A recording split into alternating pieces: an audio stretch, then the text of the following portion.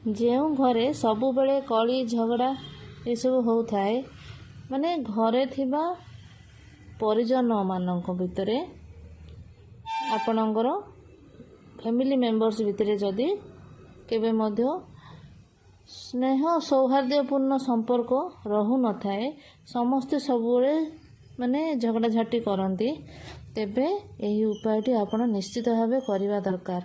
ଆପଣଙ୍କ ଘରର main door ଯେଉଁ ଏଣ୍ଟ୍ରାନ୍ସ ଅଛି, ସେଇଠି ଗୋଟେ ଛୋଟିଆ ତମ୍ବାର ସୂର୍ଯ୍ୟଙ୍କର ଗୋଟେ ଇମେଜ୍ ଆପଣ ଲଗାଇବେ, ମାନେ ଫଳକ ଗୋଟେ ଲଗାଇବେ, ତମ୍ବାର ଛୋଟିଆ ସୂର୍ଯ୍ୟ ଗୋଟେ ଲଗାଇବେ।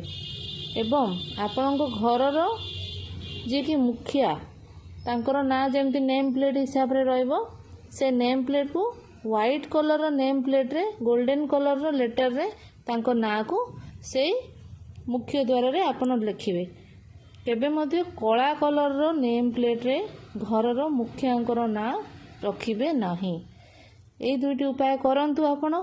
ଆପଣଙ୍କ ଘରେ ହେଉଥିବା ଝଗଡ଼ାଝାଟି କଳି ସବୁ ଆପଣଙ୍କର ତୁଟିଯିବ ଏବଂ ଘରେ ସ୍ନେହ ସୌହାର୍ଦ୍ଦ୍ୟପୂର୍ଣ୍ଣ ପରିବେଶ ସୃଷ୍ଟି ହେବ।